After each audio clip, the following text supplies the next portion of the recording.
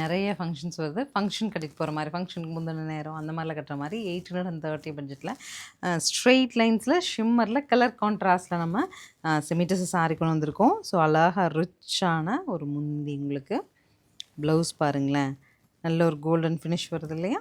830 பட்ஜெட்டில் ஒவ்வொரு கலருமே அழகு. பார்த்துட்டு பிடிச்சது புக் பண்ணுங்கள்.